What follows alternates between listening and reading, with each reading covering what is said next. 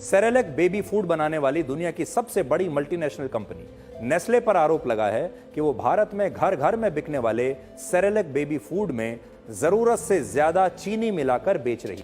लेकिन यूरोप के देशों में यही कंपनी जब सेरेलैक बेचती है तो उसमें चीनी बिल्कुल नहीं होती। ये तो फायदे की बजाय उल्टा नुकसान कर रहा है। World's biggest food company, Nestle. The Nestle company. Nestle collects millions of gallons a year from springs in Southern California. Would you agree with me that your product should not be used where there is impure water? रोज़मर्रा अशिया बनाने वाली दुनिया की सबसे बड़ी company Nestle Pakistan और India समेत मुतादिद गरीब मुल्कों में छोटे बच्चों के खाने के सेरेलैक और नीडो प्रोडक्ट्स में इजाफी चीनी और शहद मिला रही है।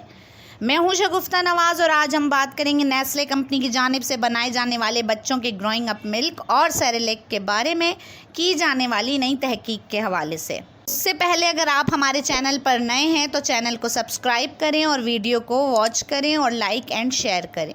पाकिस्तान में लाखों वालिदैन अपने बच्चों की सेहत और नशोनुमा के लिए नेस्ले की मसनूआत पर इन्हिसार करते हैं, तो नेस्ले के प्रोडक्ट्स से मुताबिक रिपोर्ट और तनाज़ा है क्या?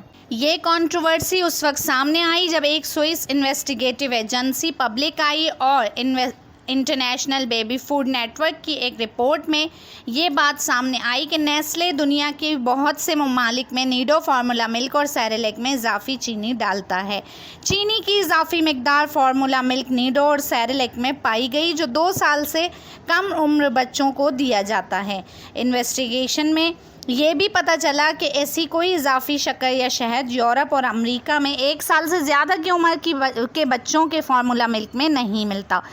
पब्लिक आई की इन्वेस्टिगेशन के बारे में आलमी इदारे सेहत या WHO ने कहा कि ये एक डबल स्टैंडर्ड है और इसका कोई जवाज़ नहीं। इस बारे में नेस्ले का कहना है कि बच्चों के लिए हमारी खुराक में ग़िज़ाइयत के मयार एक जैसे हैं, हमारे दोहरे मयार नहीं।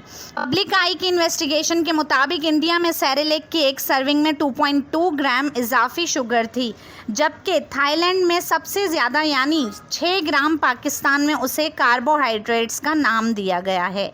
क्या पाकिस्तान में बच्चों की खुराक के सिलसिले में कोई कवायद व ज़वाबित हैं भी?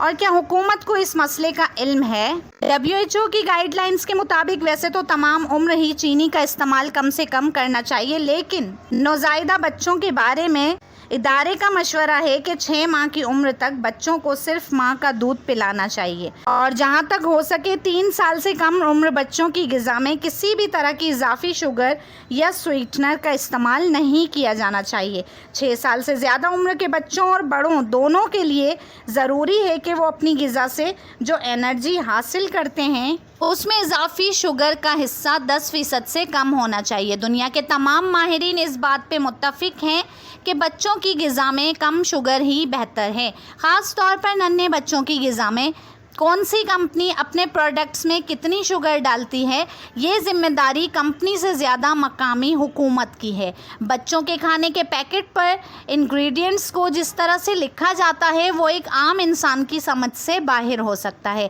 इस पर हुकूमत की जानिब से कोई बाज़ाब्ता कवानीन का ना होना मसले को मज़ीद पेचीदा करता है। नेस्ले एक ऐसी कंपनी है जो सिर्फ अपने फ़ायदे के लिए आपके और आपके बच्चों की सेहत से खेल रही है, और वो ये सब कुछ अनजाने में नहीं बल्कि जानबूझ के कर रहे हैं। इस तरह के प्रोडक्ट्स बच्चों को ज़हनी तौर पर कमज़ोर करते हैं। अगर आपको हमारी वीडियो इन्फॉर्मेटिव लगी हो तो वीडियो को लाइक, शेयर और चैनल को सब्सक्राइब ज़रूर करें।